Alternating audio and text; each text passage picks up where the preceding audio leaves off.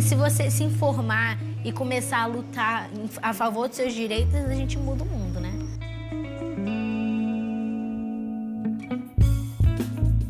Estamos no Rio de Janeiro. Por aqui, a arte imita o drama da vida.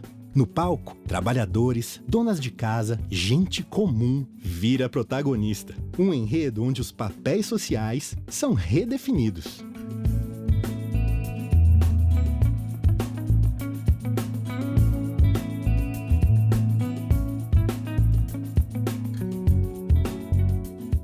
O teatro oprimido é uma tecnologia social que foi criada pelo Augusto Boal nos anos 70, né, que tinha o princípio básico de que todo ser humano é teatro. Nós não fazemos teatro, nós somos teatro. E aí o Boal foi desenvolvendo uma técnica nessa tecnologia social, no sentido do próprio povo se apropriar da metodologia e mostrar a sua própria realidade a partir do teatro, a partir da estética. Então ele próprio criar suas imagens, suas palavras, os seus sons e mostrar a sua opinião sobre a realidade em que ele vive. Os temas da gente são coisas que a gente mesmo propõe, todo mundo discute, diz o que acha bom para entrar no tema de uma peça, porque a gente não aborda um tema só, a gente fala sobre várias coisas numa só peça. Todos os públicos são o nosso público, o ser humano é o nosso público. Então a gente trabalha tanto em área da saúde, a gente tem um projeto profundo na área da saúde mental, quem faz parte daquele mundo da pessoa que tem um transtorno psiquiátrico. Na minha casa, eu não quero maluco. Cada um sentou, escrevemos um texto, cada um falou, né, o problema de cada um. A peça falou sobre trabalho, sobre o mercado de trabalho. Eu não sou inválido. Porque o teatro, quando a gente representa a nossa realidade, a gente vê ela de fora, né? Então, quando a gente vê as Marias do Brasil, por exemplo, as trabalhadoras domésticas que trabalham com a gente, quando a gente pensa nelas há 15 anos atrás, você vê a mesma mulher hoje, é uma outra mulher. Hoje o teatro oprimido está presente em mais de 70 países.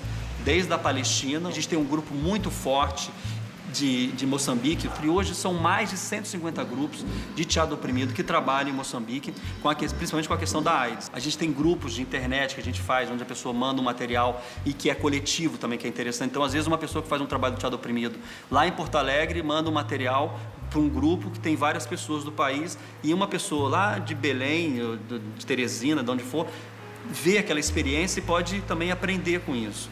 Eu nunca ia imaginar que ia ser um ator. Eu nunca ia imaginar que ia pisar em cima de um palco, ia brilhar em cima de um palco. Eu não sou mais a mesma pessoa de antes. Aquela pessoa que baixava a cabeça, que se conformava de ser oprimida. E através do teatro, eu me tornei uma pessoa mais forte, mais corajosa, porque eu tinha muito medo de errar. Hoje eu não tenho mais medo de errar. Hoje, sou uma pessoa capacitada a fazer mudanças a todo momento, dentro da minha comunidade e fora dela. Se cada um fizer a sua parte, a gente consegue, no geral, fazer uma mudança muito grande. Então, assim, foi uma terapia, uma técnica. Eu tô falando aqui com você aqui agora, mas por dentro eu tô rindo. Minha risada tá de orelha a orelha porque eu tô falando com você.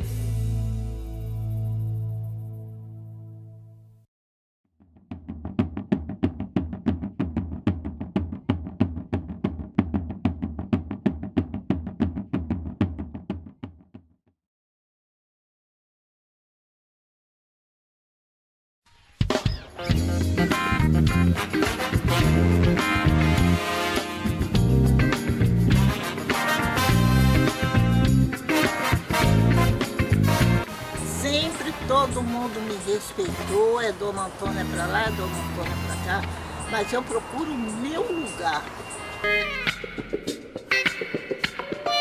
Não adianta a pessoa querer ser respeitada se não dá o respeito.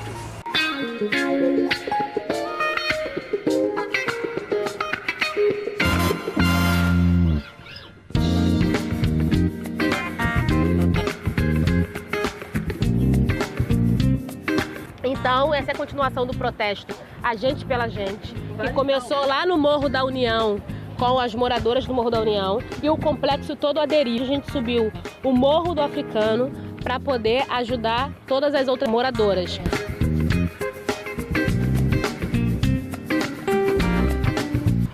Achei bacana que as meninas da União fizeram lá no Morro da União e hoje estão aqui no Morro do Africano, colaborando com nós daqui do Morro do Africano, ajudando nós aqui.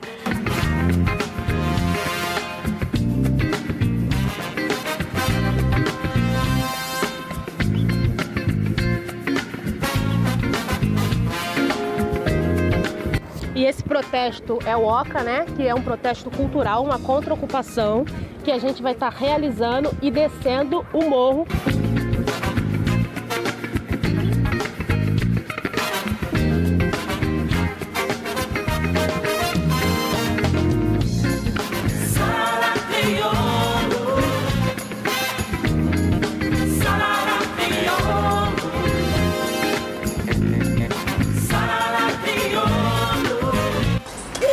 Lembra de pobre, cheio de eleição.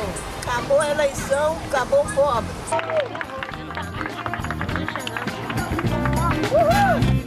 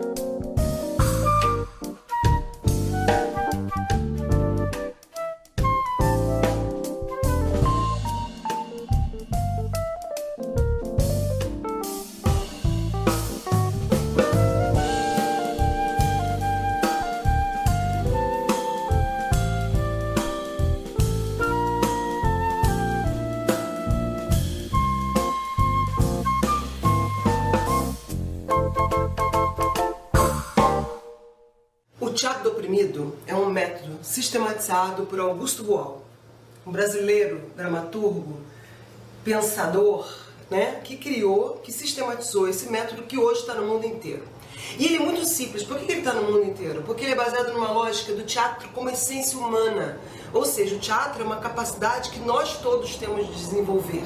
Ele não é uma coisa de pessoas especiais que têm um dom especial, é por isso que são atores, atrizes, artistas que vão parar na TV, né? Ele é uma possibilidade, uma potencialidade para todo ser humano. A gente nasce um ser teatral, a gente nasce, na verdade, artistas com potenciais diversos, né? De criar música, de criar pintura, de criar poesia.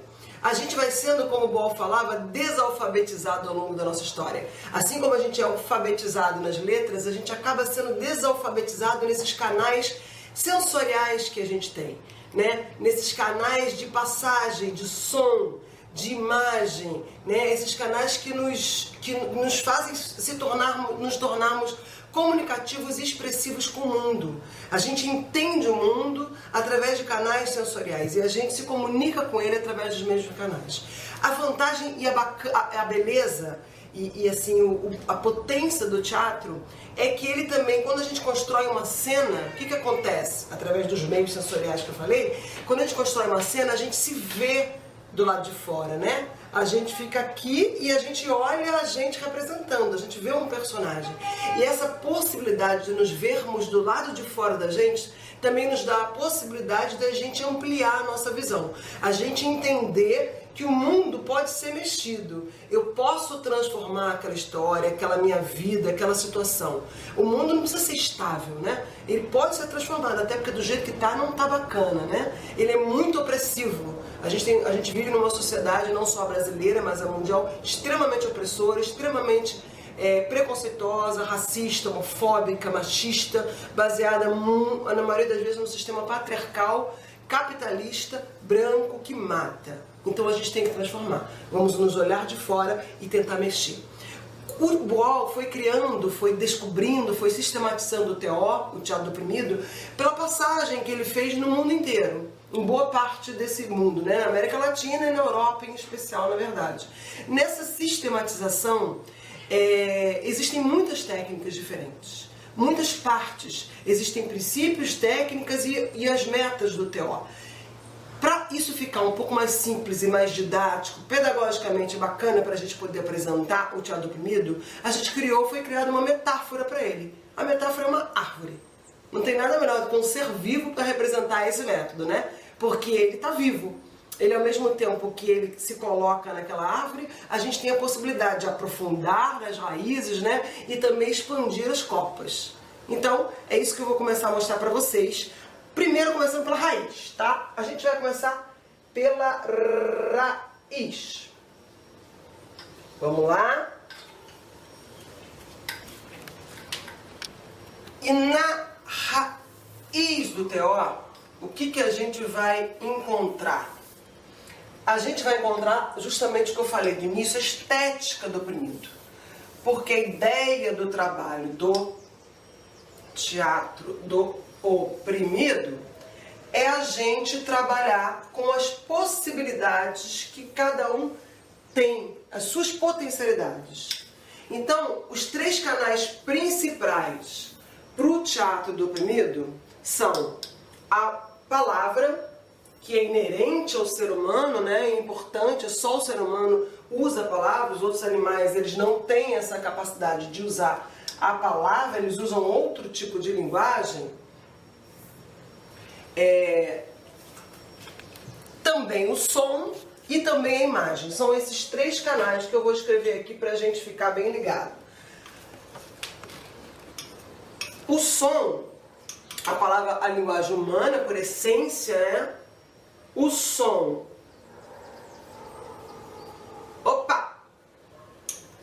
O som, a gente é um meio de comunicação muito importante, né? Mas o que a gente vê por aí hoje em dia? A gente vê muitas músicas que nem brasileiras são norte-americanas, são de outros lugares. São músicas desinteressantes, não que seja desinteressante uma outra cultura, né? Mas talvez não seja tão interessante para a gente discutir uma estética que seja nossa. Onde está a nossa música? Como é que eu crio o meu ritmo? É disso que a gente está falando quando a gente fala da estética do oprimido. Na palavra, como é que eu crio uma poesia com essa palavra que me é de direito, que eu aprendi, que eu fui alfabetizado, né? Então eu não quero só ler a palavra do outro, eu quero descobrir as minhas palavras. E quanto à imagem, a mesma coisa. Eu quero descobrir a potência das minhas imagens, da minha possibilidade de fazer uma pintura, da minha possibilidade de fazer uma escultura, da minha possibilidade artística, né? Eu quero descobrir a estética do oprimido. Então eu vou botar aqui a imagem.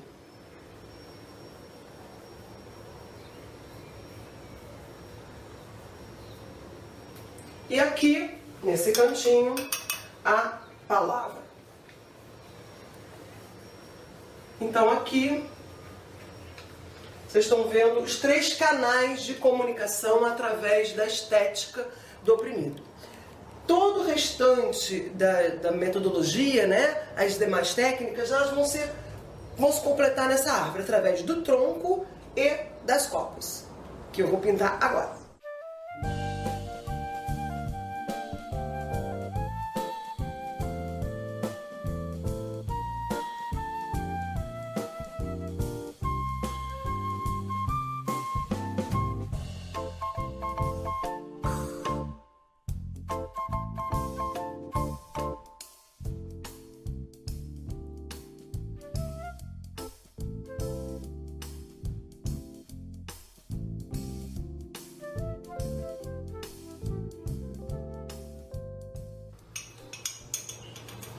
No tronco da árvore se encontram os exercícios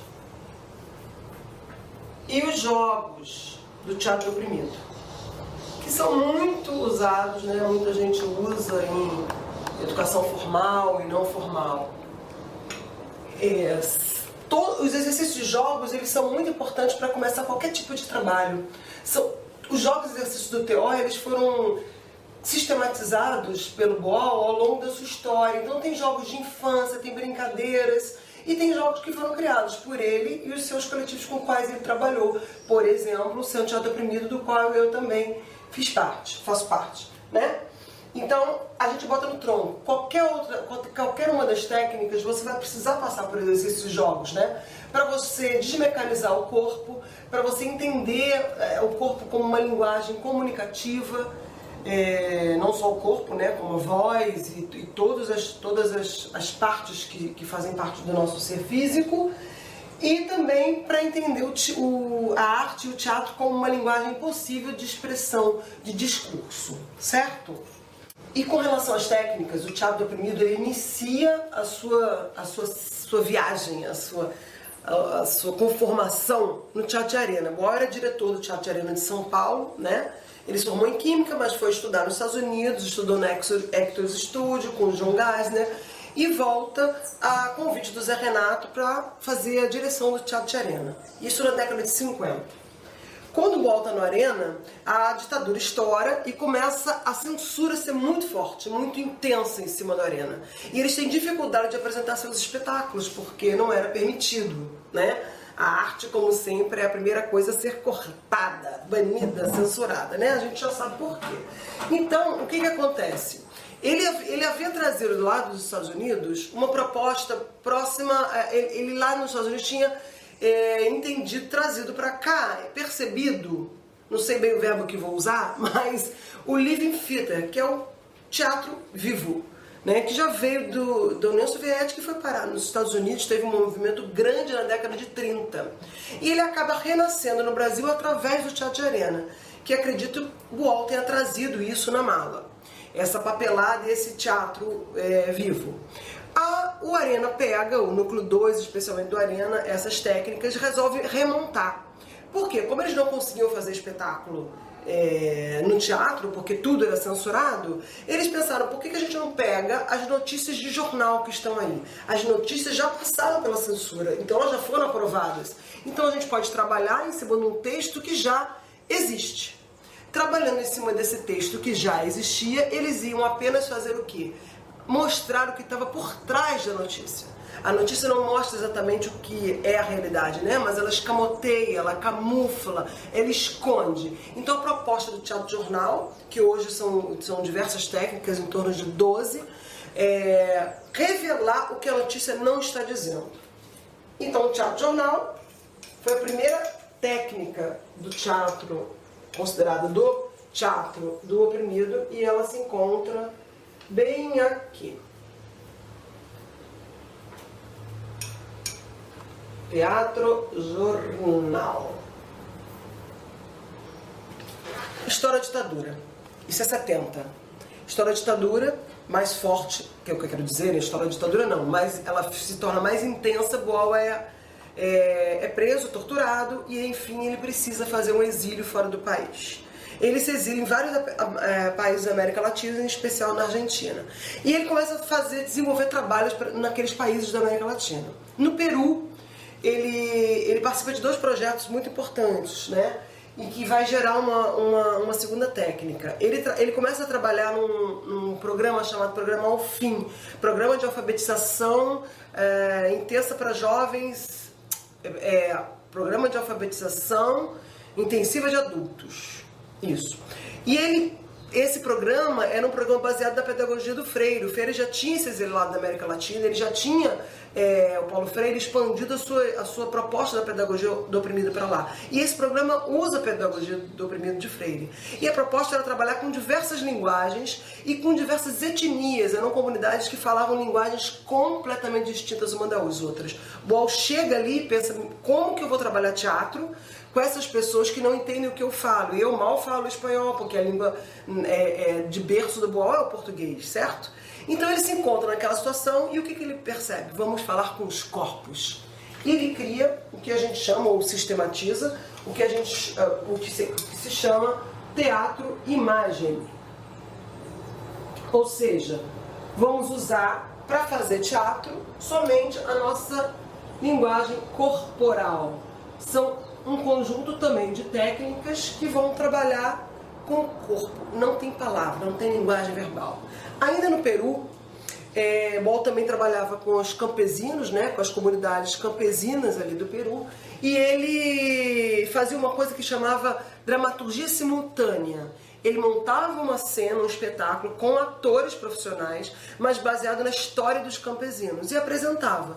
A plateia assistia e dava sugestões para que aquele final pudesse ser mudado, porque ele mostrava cenas que eram cenas das situações oprimidas que os campesinos viviam, certo? As pessoas davam ideia da plateia e pronto, e os atores iam lá e modificavam. Até um dia que uma pessoa, uma mulher na plateia, falou: não, mas o que a atriz está fazendo não é o que eu estou sugerindo daqui. E ele convida essa pessoa a entrar no palco e mostrar a sua sugestão para aquela encenação no palco.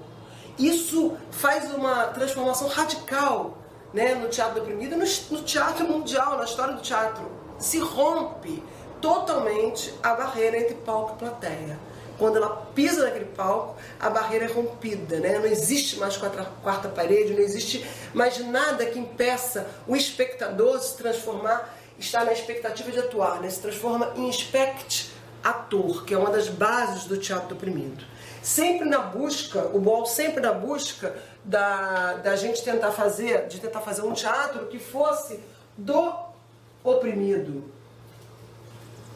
pelo oprimido e para o oprimido, né? Boal queria sair da ideia do teatro que a gente tinha nessa época, que era o teatro da burguesia, feito pela burguesia, né? Então como é que a gente sai disso? Então toda a construção da metodologia é uma construção baseada na ideia da gente tentar sair, né, dessa lógica e dar a palavra e dar a vez ao protagonista, ou melhor, transformar o oprimido em protagonista da sua própria história.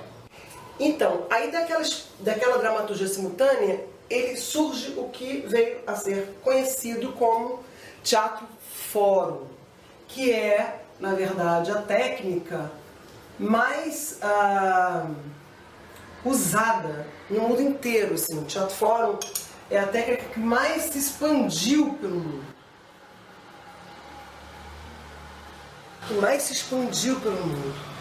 Que é muito simples também. Você representa uma cena sobre um problema real que alguém está vivendo, essa cena é apresentada por uma plateia e ela não apresenta um fechamento, um fim. O fim quem vai dar ao espectador. Ele entra em cena no local do oprimido e tenta sair da opressão que o oprimido está vivendo. Então são problemas sociais que são ali debatidos. Né? E é por isso que chama teatro fórum, é um debate, né? Um fórum de debates com a plateia. Então, ele na Argentina, morando na Argentina, ele começa a ter muita dificuldade, como eu comecei a falar, a fazer teatro, porque a ditadura também estoura por lá, né? Existia uma coisa chamada programa? Esqueci o nome, mas bom, existia uma cooperação entre os países de regime militar para caçar as pessoas da esquerda. Então a ditadura vai estourando e as pessoas vão sendo literalmente caçadas, né? E mortas, presas. Então o Boal não conseguia mais fazer teatro no teatro com seus grupos. Ele então descobre uma forma de fazer teatro que fosse invisível.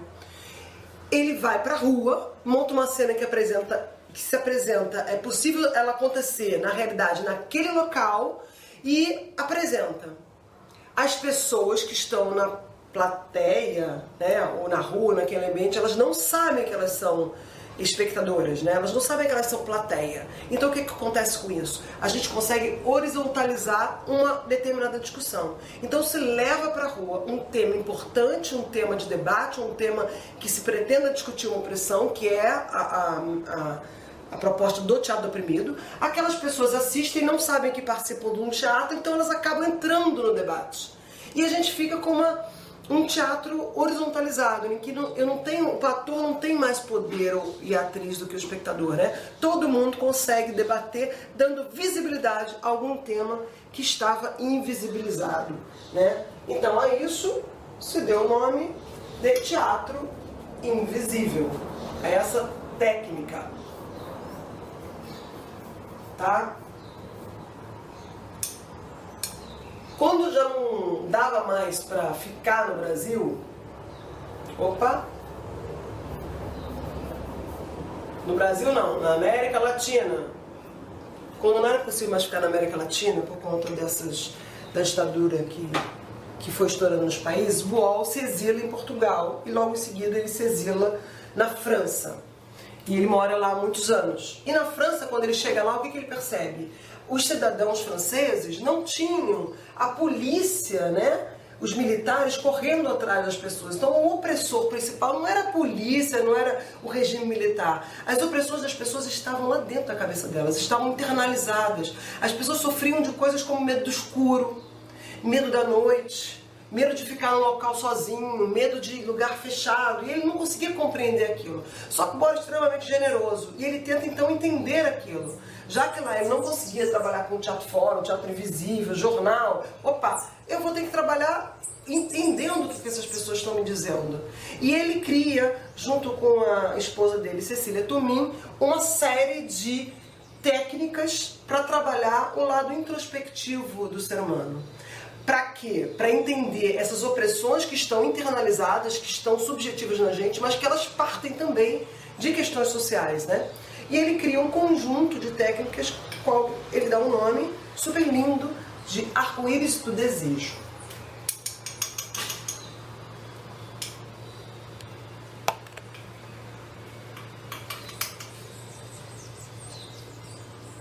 Agora já foi. Mudei de letra.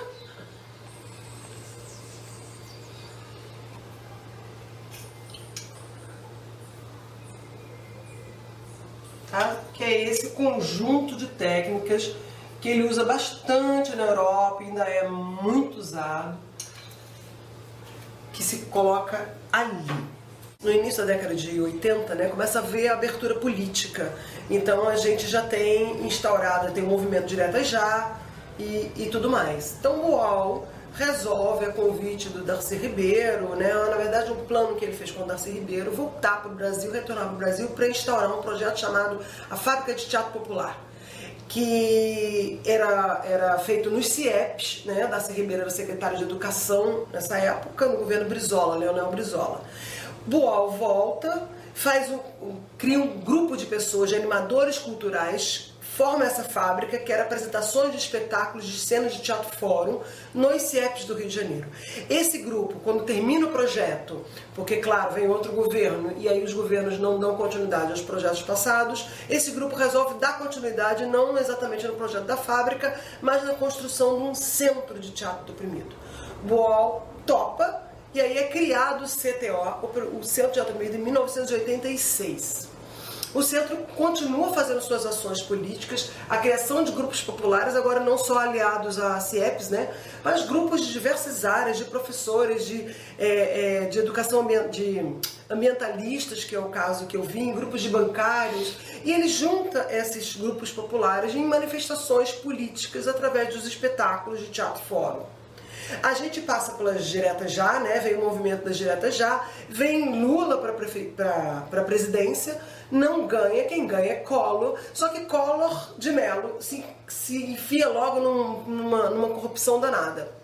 E aí vem o movimento Fora Collor, o ano 92. Nesse movimento a gente estava muito próximo do Partido dos Trabalhadores. O Partido dos Trabalhadores oferece, né, a gente ter um candidato a vereador, Boal se candidata, mesmo que a gente achasse que ele não ia ganhar, ele ganha. E aí o grupo do Centro de Teatro do Oprimido entra todo para o mandato do vereador Augusto Boal na Câmara Municipal do Rio de Janeiro, para cumprir o mandato político-teatral do vereador Augusto Boal. E aí a gente cria uma coisa que a gente chamou de teatro legislativo. O que vinha a ser? A gente apresentava os nossos espetáculos dos grupos populares, a gente continuava criando grupos populares, se apresentando nas ruas, nas comunidades. E, além disso, a gente fazia com que, a partir dos espetáculos, a gente conseguisse discutir propostas legislativas. Será que aquele tema, aquela opressão que passava no espetáculo, que se passava, ela não podia virar uma proposta de lei em defesa do cidadão? Como é que, então, a proposta do mandato foi transformar o cidadão em legislador? O teatro legislativo não é só proposta de lei, porque ele se chama teatro legislativo, não, tá? Ele tem uma proposta de ação política concreta no social. E aí a gente chega, então, no final da copa da nossa árvore, que é a meta de todas essas técnicas, na verdade, do teatro legislativo, né? Que é a transformação da sociedade. Para que serve o teatro primeiro? Para que ele está no mundo? Para transformar, para ser um meio possível da gente transformar, através do que a gente chama ações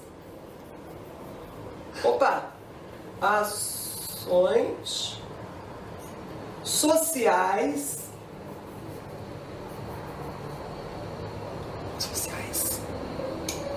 Gente, eu tô com um probleminha aqui. Ações sociais concretas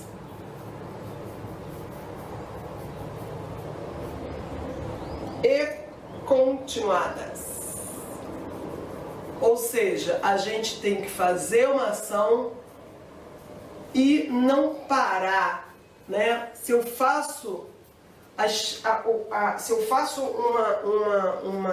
se eu uso até alguma das técnicas, alguma parte do teatro oprimido para fazer uma ação na sociedade, meu objetivo não é fiz pontualmente, pronto, agora já resolvi o problema. Não. A ideia é que a gente não pare. A ideia é que o método seja usado para transformar a sociedade que a gente não nos agrada, né? Não nos satisfaz, não nos deixa feliz. E aí, eu vou lá para baixo, perto da raiz, colocar uma coisa muito importante, que é os princípios, né? Ali a gente falou da meta do teatro oprimido, e agora eu volto cá para baixo para falar dos princípios do método, né? Que são a ética,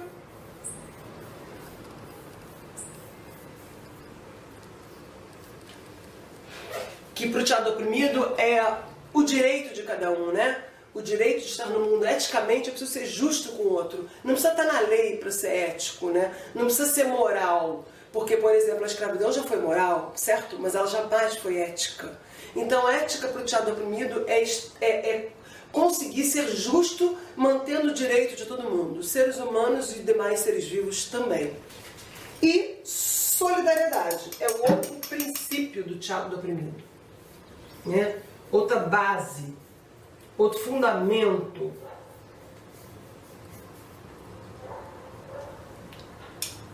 E que para o teatro oprimido, deixa eu escrever primeiro, não tem nada a ver com caridade, né? Às vezes as pessoas confundem solidariedade com uma ideia existencialista de dar o pão a quem tem fome. Ninguém é contra, tem mais é que dar o pão a quem tem fome.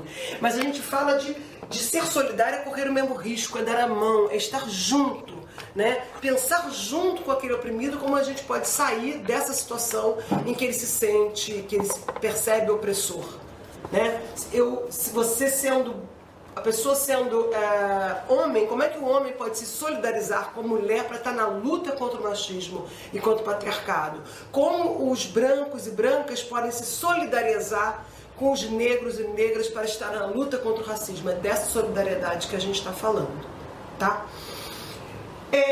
E aí a gente vai voltar lá para cima agora, porque aí a gente tem então a meta do teatro oprimido, né? Fazer ações concretas na sociedade. A gente tem a ética e a solidariedade, que são os fundamentos, os princípios que estão no solo. Eu vou escrever mais uma coisa aqui no solo importante, que é assim, o solo do teatro oprimido, ele é fértil. Ele precisa ser fértil, né? A gente precisa estar baseado no quê? Na história que a gente vive, né? No contexto social. A gente precisa entender uma filosofia que que é a base, né? Para a gente também compreender um pouco do pensamento humano. A ecologia, como é que é a nossa relação com os outros seres, né? Como é que a gente se socializa, como é que a gente mantém a coisa bem para todo mundo, não só para o ser humano. E eu vou colocar aqui também participação, que é a gente participação nos movimentos sociais, a gente está ativo na sociedade. Isso faz parte desse solo, esse solo que é fértil para o teatro do oprimido, né? Então deixa eu botar aqui um risquinho para a gente fazer o solo, para a gente se entender aqui, tá? Então vamos dizer aqui, ó, que é o solo, né? E vamos lá para cima. Lá para cima, pra gente. Como é que a gente agora vai pegar tudo que está aqui e vai... Ih, não vai dar a minha altura, gente. Espera lá, eu vou ter que reorganizar aqui. Deixa eu ver se aqui vai dar. Todo esse método baseado em ética, em solidariedade, que é para fazer ações concretas, quem faz isso? Os coringas, os multiplicadores, né? Os seres que compreendem esse todo que está vivo e parte para multiplicar, para repassar esse método para outras pessoas, através de uma multiplicação criativa, que não é aquela que é só uma cópia, né? Mas é como é que eu crio a partir do que eu aprendi. E aí ele é simbolizado, esse multiplicador, por uma figura muito singela e muito graciosa, que são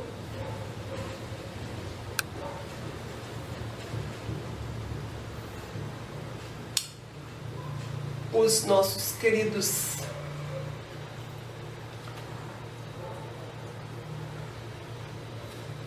passarinhos, né? Então os coringas no método dos multiplicadores, eles são passarinhos que pegam esse método, né? Que pegam as técnicas e levam para outros cantos e plantam outras sementes para que nasçam outras árvores no sentido de multiplicar essa proposta de liberdade. O teatro oprimido é um teatro que se propõe a libertação do ser humano. Libertação do quê? Das suas amarras, das suas opressões, do peso da sociedade preconceituosa. Então, é um movimento vivo que está aí para uma transformação da sociedade. É isso.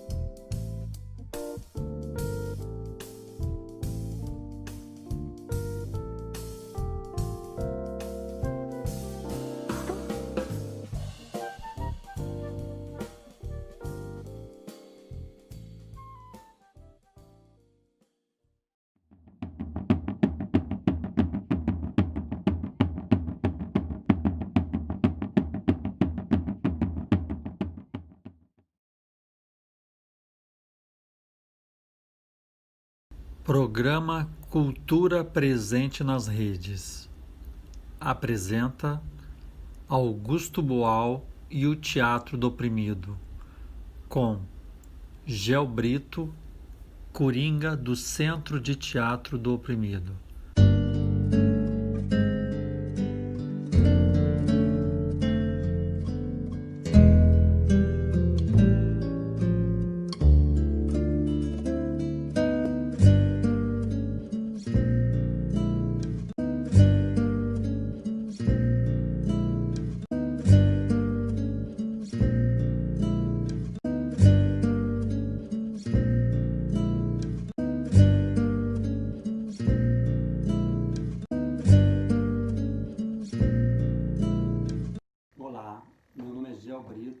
Eu sou do Centro de Teatro do Oprimido, onde eu trabalho há 30 anos e hoje também faço a coordenação artística da Escola de Teatro Popular. Hoje nós vamos falar um pouco sobre a história de Augusto Boal, como é que ele chegou até o teatro do oprimido.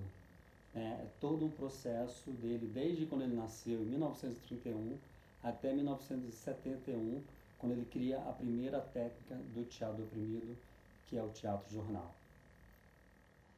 Nesse começo do Augusto Boal, com 17, 18 anos, o Boal sempre foi apaixonado por teatro. Ele fazia teatro com os primos dele, com os amigos em casa, né, brincava de teatro. Mas tiveram duas pessoas que influenciaram muito o Augusto Boal nesse momento de juventude. A primeira delas é Nelson Rodrigues. Nelson Rodrigues, que é considerado um dos maiores dramaturgos do teatro brasileiro, considerado o pai do teatro moderno. Ele já era conhecido naquela época e o Boal tinha uma admiração muito grande pelo dramaturgo Nelson Rodrigues. E o Boal estudava Química, convidou o Nelson para fazer uma palestra na Faculdade de Química. O Nelson Rodrigues até achou meio estranho, na Química vai ter gente, não vai ter gente. Ele foi lá, foi um fracasso total a palestra de pessoas, mas daí nasceu uma grande amizade entre os dois. Então o Boal escrevia as peças dele, dava para o Nelson Rodrigues fazia observações, o Nelson Rodrigues escrevia as peças dele na máquina de datilografar, né, com carbono naquela época, não tinha xerox, emprestava para o Augusto Boal, né, para você ver o nível de confiança que existia entre os dois, e para ele também ir aprendendo. E o Nelson Rodrigues sempre frisava um ponto muito importante: deforma. Isso até foi uma sugestão que o Boal seguiu para o resto da vida dele, nas peças dele, no trabalho que a gente fazia junto. Quer dizer, porque a arte não é a reprodução da realidade, a arte é uma representação da realidade. Então, às vezes, você pode aumentar mais uma situação, um cenário, um figurino, deformar no sentido que se pode ser tanto para maior, que é grande, ou uma coisa pequenininha. Para aí você vai ver qual é a função desse objeto, desse texto, desse personagem, dessa situação dentro da peça que você está fazendo. Então, Augusto Boal sempre foi muito próximo do Nelson Rodrigues, do ponto de vista estético. E do ponto de vista político, eles tinham várias divergências, né? O Nelson Rodrigues apoiou o golpe empresarial militar, o Boal foi contra, foi até preso, torturado. Quando o Boal até foi preso, o Nelson Rodrigues chegou a escrever uma carta de apoio ao Augusto Boal, mas eles dialogavam, tinha esses conflitos, mas o Boal sempre considerou muito o Nelson Rodrigues nessa perspectiva do teatro. A segunda grande influência que o Boal teve foi o Abdias do Nascimento. Abdias do Nascimento é um homem múltiplo, né? Ele era dramaturgo, poeta, pintor, foi senador da República, foi uma das primeiras pessoas a trazer a questão das ações afirmativas, do direito dos negros e negras, e ele criou o chamado Teatro Experimental do Negro, que era um grupo formado apenas por negros e negras, que teve a sua estreia no dia 8 de maio de 1945. O Abdias ele tinha um grupo de poesias e estava viajando pela América Latina, e no Peru ele viu uma peça, O Imperador Jones, que é uma peça do Eugênio O'Neill, que é um dramaturgo estadunidense de esquerda que trabalhava a questão do Haiti nessa peça, fazia uma metáfora, era uma peça toda com personagens negros. E o Abdias viu o ator fazendo blackface. O que é blackface? É quando um branco usa tinta preta para parecer um negro. O Abdias ficou indignado e falou que assim que ele voltasse para o Brasil, a primeira coisa que ele faria seria criar um grupo de teatro de negros e negras. Mas antes disso, ele passou pela Argentina e conheceu Leônidas Barletta no Teatro del Pueblo, que era um teatro já moderno, de esquerda, crítico, que tinha várias peças nos anos 40, e tinha uma escola de teatro dentro. Então o Abdias passou um ano lá aprendendo cenografia, figurino, dramaturgia, história do teatro, e voltou para o Brasil. Voltando para o Brasil, ele ainda foi preso quando chegou. Ele tinha sido expulso do exército, porque ele não aceitou várias questões de racismo dentro do exército, e aí ficou um ano na prisão. Nesse ano ele criou o Teatro Sentenciado, que era feito com os presidiários, e saindo da prisão ele criou esse TEM, que sempre deixou claro que era um grupo, não só um grupo de teatro, mas era uma frente de luta.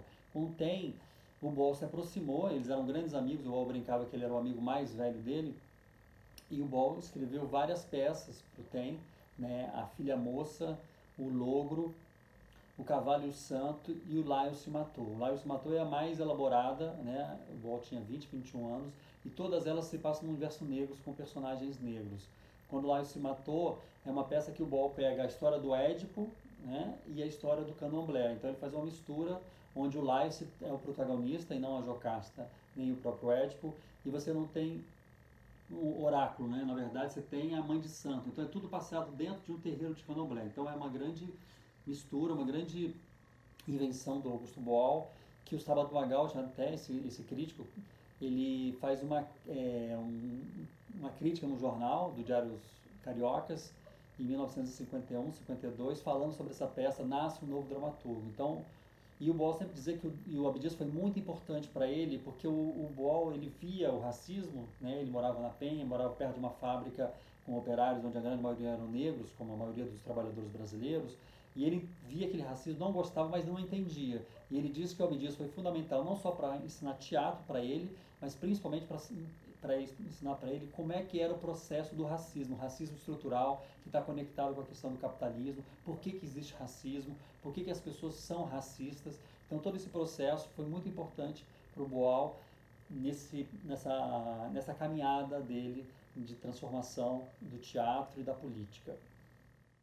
Já nesse período que o Augusto Boal nasceu e cresceu, aí a gente está falando já de final dos anos 40, em 48, 49, o Boal e outras pessoas, e de certa forma muitos artistas já faziam uma discussão sobre o que é arte, né? Quem é que define o que é arte, como se faz arte, de que forma, né? Quais são os conteúdos, quem pode fazer arte, né?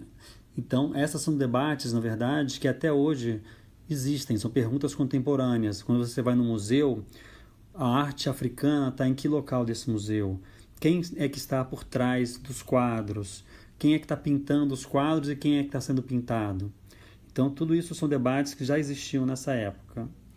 E a nossa história começa aí com essa foto do nosso Augusto Boal, como estudante de química que ele era, e uma foto lá dos anos 50 do Rio de Janeiro, dos Arcos da Lapa e da praia de Copacabana. As peças do Nelson Rodrigues sempre abordaram temáticas tabus, né? Sexualidade, questão popular, né? Eu costumo dizer que o Nelson Rodrigues é um conservador subversivo. Aí nessas fotos você pode ver que a estreia do Vestido de Noiva, em 1943, que é considerado quando o teatro brasileiro ganhou evidência e que nasceu de forma oficial o modernismo. A sua estreia foi um grande choque, desde a forma de representação com a direção de Ziembinski aos cenários de Santa Rosa, que mostravam a influência do expressionismo através da deformação e da manipulação dos planos. Tem uma crítica do Sábato Magaldi, que foi um grande crítico da época, que diz: "Não me lembro de peça que no cinquentenário de sua estreia provocasse a celebração de Vestido de Noiva. Comemoraram-se o centenário do nascimento ou morte dos autores e algumas datas mais. O que se passa agora é inusitado. Talvez a razão dos festejos, além da grande voga de Nelson Rodrigues, goza hoje, esteja no que, no dia 28 de dezembro de 1943, no Teatro Municipal do Rio de Janeiro, nascia o Teatro Brasileiro Moderno. O polonês Ziembinski, foragido da Segunda Guerra, impunha a noção de equipe contra a anterior hegemonia do astro sobre o restante do elenco e valorizava todos os elementos de uma arte que se queria autônoma. E Tomás Santa Rosa desenhou um cenário insuperável pelo arrojo da concepção e pela pureza de linhas. Na verdade, a inteligência teatral estava madura para o salto. O dramaturgo sempre explicou o seu achado como produto de ações simultâneas em tempos diferentes. A grande invenção de Nelson, dramatizando conquistas da psicanálise, foi ter libertado a personagem da aparência unitária do inconsciente para trazer à tona as forças da subconsciência. Essa é uma crítica, né, que o Sábado fez em 1993, 50 anos depois da estreia da peça. Nessa foto, você pode ver o Abdias ali à direita, justamente fazendo a peça Imperador Jones, né? Logo abaixo do Abdias, a gente tem o Joãozinho da Algomeia, que era considerado o rei do candomblé, que era um local que eram visitados pelo Abdias, pelo Boal, para ele fazer essa peça. Quando o Lion se matou, ele foi ao candomblé, né? O Joãozinho da Goméia foi muito importante, que ele revolucionou o candomblé, tornou ele mais popular. Ele era um homossexual assumido, ele é um grande dançarino, um grande músico. Inclusive no YouTube você pode encontrar várias músicas dele. A gente tem a foto do Brecht, porque o Brecht influenciou bastante o Abdias. Ali o Leônidas Barleta, que era o diretor do Teatro del Pueblo. Aquela foto com muitas mulheres ali sentadas é porque justamente o TEM, ele não era só um grupo de teatro, era um grupo de formação. Então, muitas dessas pessoas, né, as negras e negros, eram analfabetos, então tinha aula de alfabetização. A gente tem o Abdias ali com o Camus, que o Abdias sempre foi uma pessoa muito articulada politicamente. Quando o Alberto Camus esteve no Rio de Janeiro, foi ao ensaio do TEM. Então, esse TEM foi muito importante na formação do Augusto Boal. Então, o Boal vai para os Estados Unidos para estudar dramaturgia com o John Gassner. O Boal vai para Nova York, né, o centro dos Estados Unidos, das vanguardas teatrais, vanguardas políticas e tudo mais. Ele vai estudar com o John Gassner, que é esse professor que foi professor do Arthur Miller, do Tennessee Williams, vários dramaturgos muito conhecidos. E na minha pesquisa eu descobri que o John Gassner tinha sido o braço direito do Erwin Piscator. Piscator foi o criador do teatro épico, junto com o Brecht. Na verdade, ele era professor do Brecht e se tornaram grandes amigos até o final da vida. Os dois trabalharam a questão do teatro épico de uma perspectiva diferente, mas os dois eram muitos parceiros. E o John Gassner foi braço direito do Piscator. E o Piscator, chegando em Nova York, ele criou uma escola de teatro, onde era fundamental que a pessoa não fosse, se fosse ser ator, ela não fosse fazer só aula de interpretação, ela tinha que passar por todas as fases de produção, todas as funções e especializações de produção do teatro, né? A interpretação, a direção, a cenografia, figurino, ou seja, tinha que ter noção do teatro como um todo. Assim como o Abdias aprendeu lá no Teatro del Pueblo, né? O Piscator também ensinava e o John Gassner aprendeu isso também. E o John Gassner dava várias aulas de dramaturgia de vários autores, não só europeus, estadunidenses, mas africanos, asiáticos, enfim. Ele era uma enciclopédia. E é importante dizer também que nesse período dos Estados Unidos ainda está no momento do macartismo, que é aquele momento que existia a perseguição às pessoas que tinham um pensamento de esquerda, um pensamento mais crítico. Foi um momento muito nebuloso na história dos Estados Unidos. Alguns diretores, alguns roteiristas de cinema foram presos. Tem uma pessoa chamada John Howard Lawson, que foi muito importante, que ele tem um livro sobre teoria e técnica da dramaturgia, que era usado muito pelo Gassner e pelo Boal, estudou muito nesse livro. Ele chegou a ser preso, ficou 1 ano na cadeia.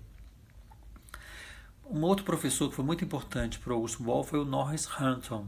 Foi uma pessoa que visitou a União Soviética nos anos 30 e escreveu um livro chamado Ensaios de Moscou. Ele teve contato direto com Stanislavski, conheceu as ações físicas com Stanislavski, e quando volta para os Estados Unidos ele cria todo o movimento de teatro comunitário, teatro nas escolas, nas igrejas, nas comunidades.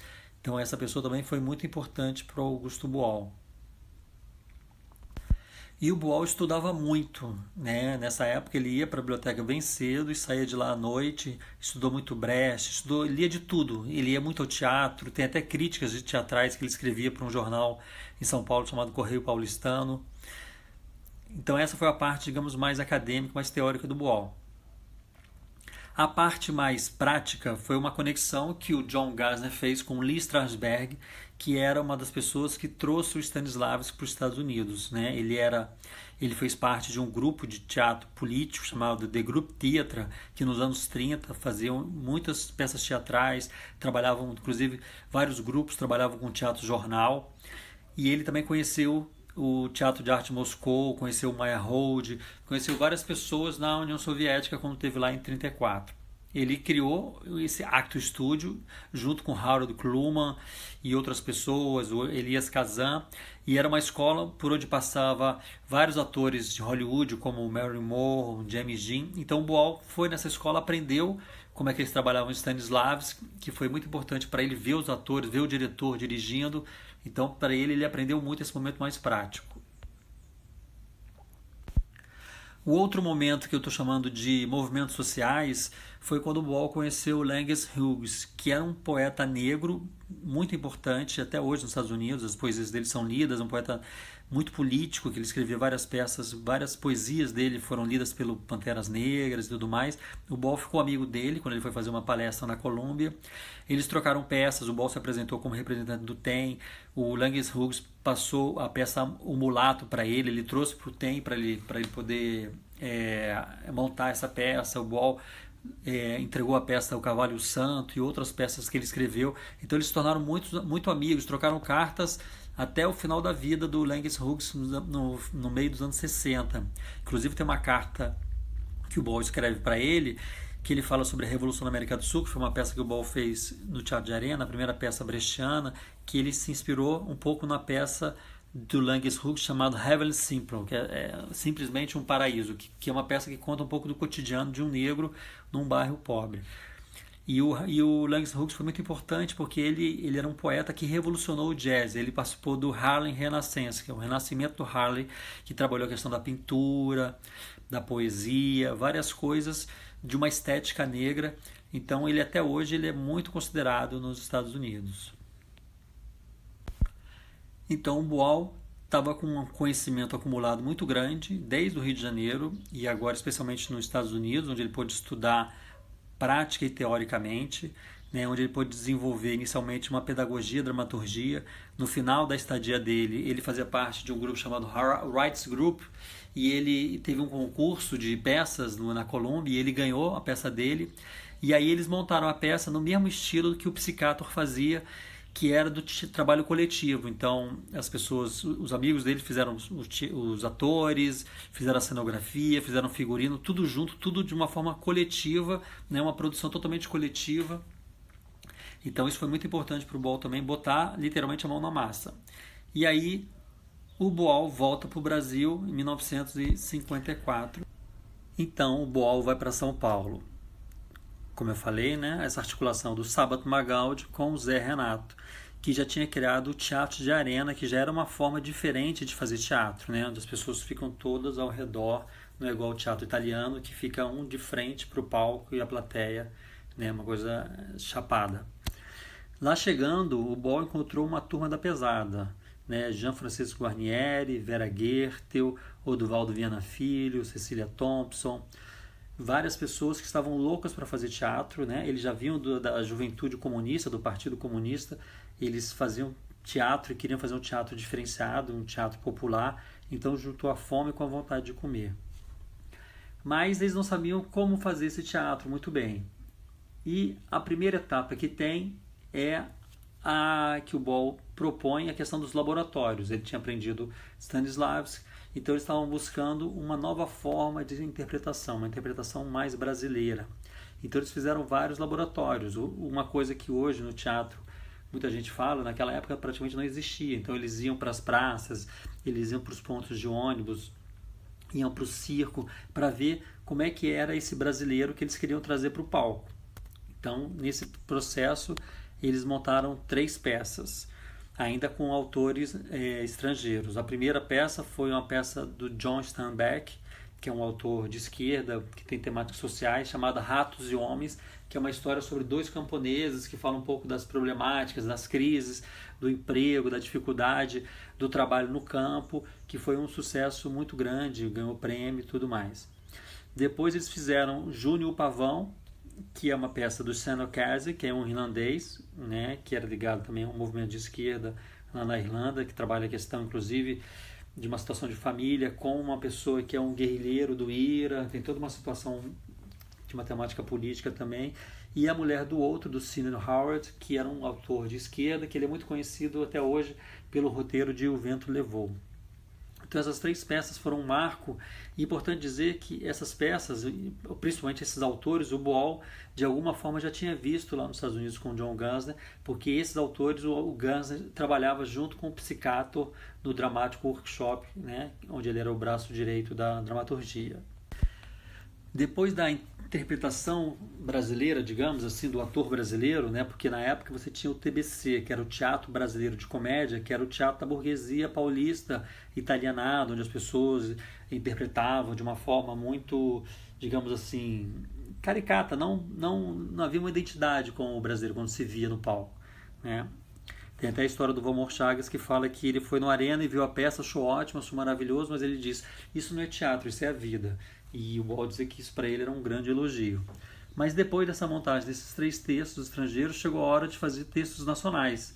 Então foi criado o Seminário de Dramaturgia. Seminário de Dramaturgia, que o Boal, na verdade, já tinha feito um curso de dramaturgia com esses atores do Arena, logo que ele chegou, 56, 57. E a primeira peça que surgiu, não do seminário, mas já desse curso de dramaturgia, foi Eles Não Usam Black Tie, que foi uma grande revolução teatral, porque era a primeira peça que trazia a questão da greve, do operário, da classe trabalhadora para dentro do palco. Mas ao mesmo tempo que trazia a temática da greve, que é uma temática, digamos, épica, social, ela foi trabalhada de uma forma dramática, né, através de diálogos personalidades. Então você trabalhava mais a história da família, que era uma família que tinha o pai, que era o dono, o presidente do sindicato, né, e o filho, que era o fura-greve. Então a temática girava em torno da greve, mas a greve mesmo não aparecia. Mas já foi uma grande revolução teatral, foi um grande passo, né, trazer o debate do que estava acontecendo na rua, porque lembrando que nesse período, em 54, 55, houve muitas greves. Houve uma greve que parou mais de 300 mil pessoas em São Paulo, uma cidade que na época tinha 2 milhões de habitantes. Então tiveram várias peças do Seminário de Dramaturgia, mas eu vou falar basicamente mais de 3. Essa primeira, Eles Não Usam Black Tie, que inclusive depois virou filme. Teve também o Chapetuba Futebol Clube, que foi uma peça escrita pelo Vianinha, que foi uma peça que passou pelo Seminário de Dramaturgia, teve várias versões. Nesse seminário as pessoas levavam suas peças e se discutiam, mas no mesmo princípio que o Psicato e o Gassner faziam nos Estados Unidos, na ideia do trabalho coletivo, das pessoas sugerindo, alterando coisas. Então era uma criação coletiva, claro, com o autor principal, mas com muito debate. Nessa peça trabalhava a questão do futebol, mas não só o futebol, mas sem a perspectiva do que estava por trás do futebol, né? Trabalhando a questão social do futebol, a questão da corrupção, que era uma história de um clube da segunda divisão que ia passar para primeiro ou não. Então todo o dilema da sociedade brasileira através do futebol. E teve uma terceira peça que foi a Revolução na América do Sul, que é considerada a primeira peça épica do Brasil, que foi escrita pelo Boal. E nesse período, já um pouco antes do Revolução na América do Sul, tem uma divisão que o Vianinha sai e cria os Centros Populares de Cultura no Rio de Janeiro, mas é uma divisão que não é um rompimento. Tanto que o Boal vai em vários momentos, ele é convidado pelo Vianinha do CPC da Uni para dar aula de dramaturgia, o pessoal do CPC vem no Arena, né? Então tem uma relação que continua, apesar das divisões, um fica em São Paulo e outro fica no Rio. E o Boal, inclusive, trabalha no CPC de São Paulo, dando aula de dramaturgia no Sindicato Metalúrgico. Ele cria peças lá, pela primeira vez ele dá aula de dramaturgia somente para operários, que para ele foi uma coisa muito importante na formação dele.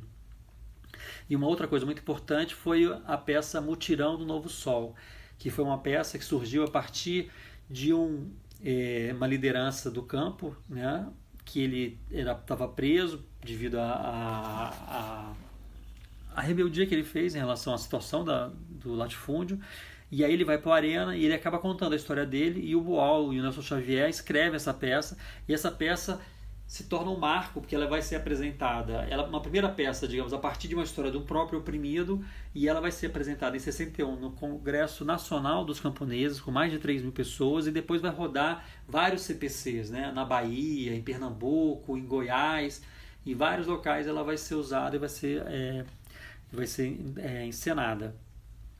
Depois dessa fase nacional, né, 61, 62, começa a fase da nacionalização dos clássicos. O que é isso? Eles pegam os clássicos e trazem para a realidade brasileira, o que é um princípio muito do Psicato também, que ele dizia que o texto, depois de feito, ele não tem dono. Então eu vou usar o texto a partir dos meus interesses do ponto de vista da luta política em favor dos oprimidos, né? Então muitas vezes ele alterava o texto. Então foi isso que aconteceu. O Arena pegou vários clássicos, digamos, universais, e alguns deles ele adaptou. Por exemplo, um dos mais... Foram várias peças, mas a Mandrágora, do Maquiavel, né, que é uma peça que trabalha justamente essa questão da burguesia, da virtude, né, da pessoa conseguir as coisas a partir do seu próprio trabalho, né, toda essa crítica que tem do empreendedorismo. Mas uma peça que foi mais importante, que ele alterou as coisas, foi O Melhor Juiz é o Rei, que é uma peça do Lope de Vega, do século XVI, que é uma peça bastante conservadora, que mostra o rei, né, com uma grande referência, com um grande juiz, e uma adaptação que foi feita pelo Boal, pelo Paulo José e pelo Guarnieri. Eles mudam completamente a peça e passam a inverter, e quem passa a ser o protagonista é o camponês. Inclusive, essa é a peça que eles apresentam em Campina Grande, na Paraíba, que acontece a famosa história do Virgílio, onde um camponês, no final da peça eles falam, né, que vão lutar pela terra, e o Virgílio, o camponês, fala assim: puxa, que legal que vocês vão lutar pela terra, então vem com a gente. E aí o Boal fala assim: pois é, mas nós somos atores, não somos camponeses. E aí o Virgílio responde para ele: então quer dizer, quando você luta pela terra, vai doar o seu sangue pela terra, é o nosso sangue, não é o seu. E aí o Boal, desde esse dia, que ele percebe que ele só pode propor algo se ele também estiver participando ativamente desse processo. Em 64, né, você está tendo uma grande mobilização, e aí vem um golpe empresarial militar, perseguições, fechamento dos CPCs, do MCP, que era um movimento de cultura popular também, que foi muito importante para o Boal, quando ele visitou lá no Nordeste, conheceu o trabalho do Paulo Freire, né, um trabalho de base, onde ele viu realmente uma conexão real com a população, com os mais pobres, com a classe, né, oprimida dos trabalhadores. E o Boal, ele é convidado pelo Vianinha para fazer um show chamado Show Opinião, né, onde ele seria o primeiro ato contra a resistência, o primeiro ato cultural contra a resistência, onde eles pegam a Nara Leão, que é uma estudante, né, que naquela época existia um movimento estudante muito forte, pega o João do Vale, que era um nordestino negro, para abordar toda essa questão do êxodo rural, e pega o Zé Quete, que era um negro da favela, também mostrando toda essa realidade da favela do Rio de Janeiro. Esses três tipos, digamos, eles contam as histórias deles, e o Boal pega esse material todo, que era em torno de 300 peças, faz uma sistematização e cria um texto.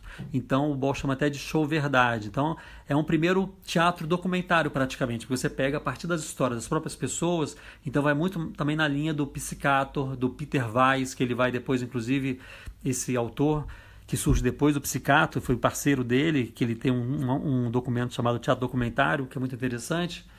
E nesse show eles são cantores e ao mesmo tempo são eles próprios. Então eles contam um pouco da vida deles e cantam uma música. Contam um pouco da vida deles e cantam uma música. Nesse show também que vai ter a Maria Bethânia, que a Nara Leão vai sair, e ela entra e tem a famosa interpretação dela de Carcará, que ela fica muito conhecida, passa a ficar muito conhecida a partir dessa peça. Então foi um show muito importante de resistência à ditadura já.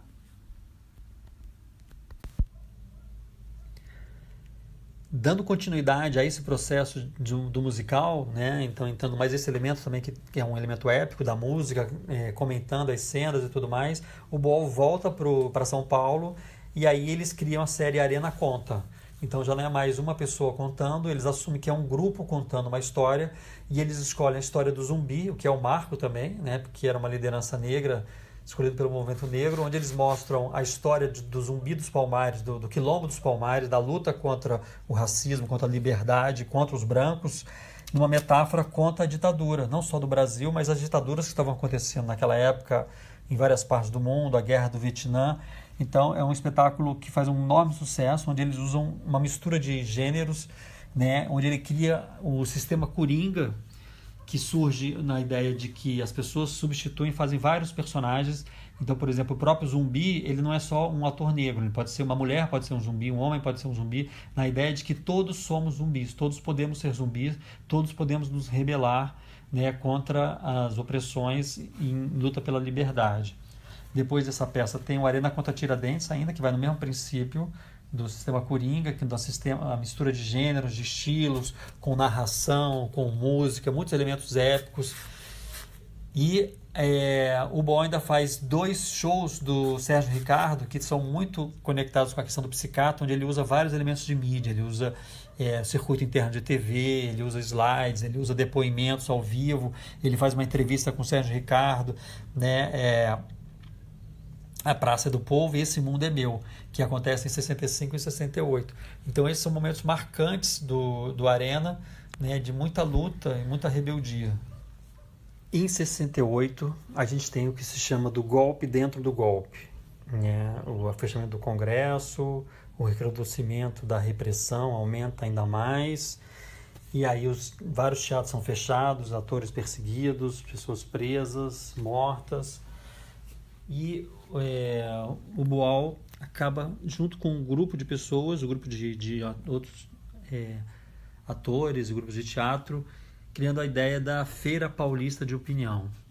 O que é isso? Eles juntam vários grupos, várias peças, músicos, artistas plásticos, teatrólogos, e faz um grande espetáculo com todas essas linguagens artísticas. Você tinha 5 pequenas peças de teatro, uma do Boal, que é um texto também bem na linha do teatro documentário, que ele pega textos do Che Guevara, do Diário da Bolívia, uma peça do Guarnieri, do Jorge Andrade, do Plínio Marcos, tem músicas do Caetano Veloso, do Sérgio Ricardo, do Gilberto Gil, enfim, eles fazem uma miscelânea, né, uma estética, e apresentam isso, e a censura vai e faz um corte, né, eram 90 páginas, corta praticamente 80, e eles fazem um ato de desobediência civil. Mesmo com a censura proibida, eles apresentam a peça e a censura vem, proíbe, e aí eles passam aí de teatro em teatro, né? Alguns teatros onde estava apresentando uma outra peça, o grupo teatral abria mão, parava um pouco a peça deles e eles iam e apresentavam uma cena da Feira Paulista de Opinião. Então foi um momento muito de resistência, de literalmente de guerrilha teatral, que foi muito importante para o teatro brasileiro naquele momento.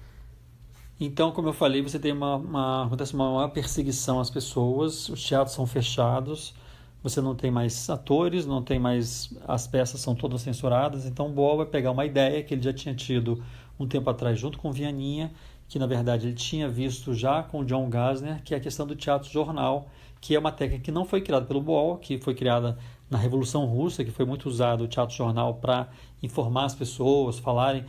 Era um jornal vivo, né, praticamente, para falar sobre as notícias da Revolução. O Boal pega essa ideia e usa de uma outra forma, onde eles usam as notícias do jornal que existiam, porque a censura proibia os textos, se você pegasse um texto de jornal, não tinha como ela proibir, né? Já tinha sido publicado, então qual seria o argumento dela proibir?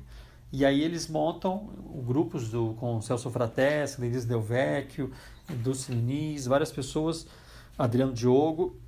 Eles montam uma peça sobre as notícias do jornal, o Boal adora ver a peça, ele sistematiza, cria 10 técnicas do teatro jornal, e a partir daí eles multiplicam essa técnica com vários grupos de estudantes, né, sindicatos, mais de 40 grupos são formados, isso em plena ditadura, nos anos 70, 71, que a ditadura é um momento muito duro, então isso é um marco de toda essa multiplicação, e é a primeira técnica praticamente do teatro oprimido, onde você tem a democratização dos meios de produção cultural, né? Você vai até os estudantes, vai até as pessoas, os oprimidos, e passa a técnica, e eles usam essa técnica da melhor forma que eles querem usar.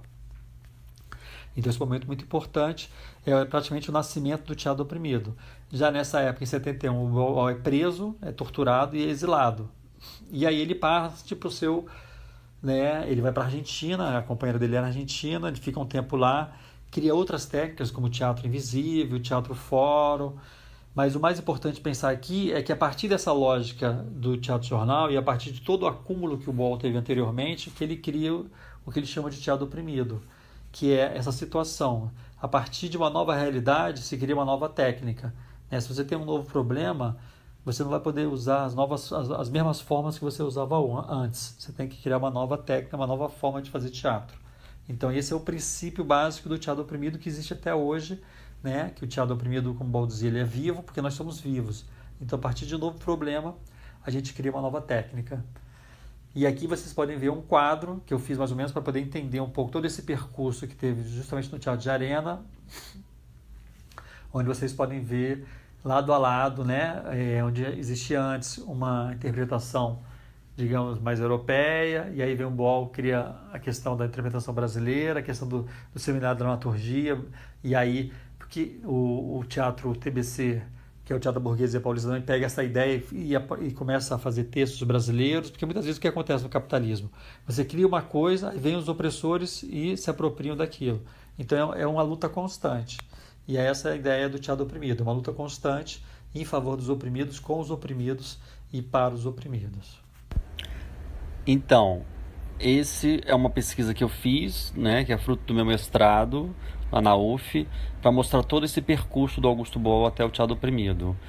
Como eu falei no começo, meu nome é Gel Brito, eu trabalho no CTO, no Centro de Teatro Oprimido faz 30 anos, eu realizei oficinas já em vários locais, em vários países do mundo, e também junto com o Boal, junto com essa equipe que o Boal formou durante vários anos, né? O Boal nos deixou em 2009, mas a gente continua, a gente fez vários projetos aqui no Brasil todo, em vários estados, e a gente foi sistematizando a metodologia através de uma árvore, que a gente chamou da árvore do teatro oprimido. Então, nessa árvore, você vai poder ver todas as técnicas que existem do teatro oprimido, e a última que foi a questão da estética do oprimido, que foi o último livro justamente que o Boal escreveu junto com a gente, com o CTO, criando vários exercícios, e hoje, atualmente, eu faço a coordenação artística da Escola de Teatro Popular, que é um grupo, junto com o Julian Boal, que a gente trabalha com vários movimentos sociais aqui no Rio de Janeiro, que faz parte de uma rede de escolas de teatro popular e teatro político no Brasil e na América Latina. Foi muito bom estar com vocês e espero que vocês gostem do vídeo.